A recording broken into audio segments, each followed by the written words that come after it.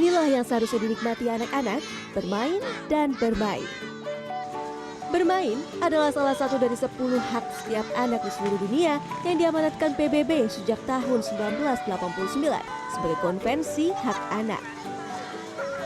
Hak-hak anak lainnya adalah berekreasi, mendapat pendidikan, mendapat makanan yang layak, dan tentunya bermain. Namun hak-hak anak ini kini semakin tergerus, apalagi sejak pandemi. Salah satunya untuk Akmal, bocah kelas 6 SD ini merelakan waktu bermainnya dengan mengarak ondel-ondel. Nama saya Akmal, umur saya 13 tahun, cita-cita saya sepak bola. Tak tanggung-tanggung, dalam satu hari Akmal bisa menghabiskan waktu di jalan mengarak ondel-ondel selama hampir 8 jam. Sangin rombe-rombe pas jalan. Dari jam 3 sampai maghrib berhenti, udah langsung jalan lagi. Sampai jam 11 malam ya? 8 jam ya? 8 jam. Himpitan ekonomi menjadi salah satu alasan Akmal mengorbankan jam bermain. Kemauan sendiri.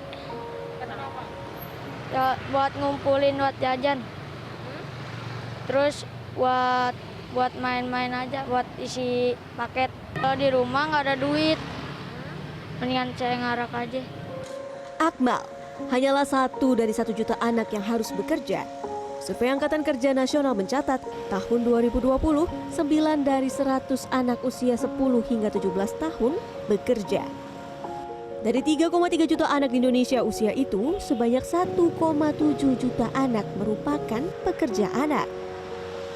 Berdasarkan data dari KPAI, angka pekerja anak terutama saat pandemi meningkat 75%. Itu menemukan di 10 provinsi, di 20 kabupaten kota, itu ada peningkatan jumlah pekerja, terutama anak yang menjadi pemulung, kemudian juga anak yang dilacurkan gitu ya, itu ada kenaikan gitu. Ini data kita kenaikannya hampir 75% gitu. Itu menjadi hal yang tidak mudah. Rita menambahkan, anak-anak yang dipaksa bekerja akan memberikan dampak buruk seperti merusak tumbuh kembang anak, membahayakan moral, hingga terpapar COVID-19. Tidak hanya membangun kesadaran orang tua, pendekatan terhadap anak merupakan salah satu upaya inti menurunkan fenomena pekerja anak dari Kementerian Pemberdayaan Perempuan dan Perlindungan Anak. Akan mendukung pelaksanaan model DRPPA, Desa Ramah Perempuan dan Peduli Anak, sebagai pendekatan untuk pencegahan pekerja anak.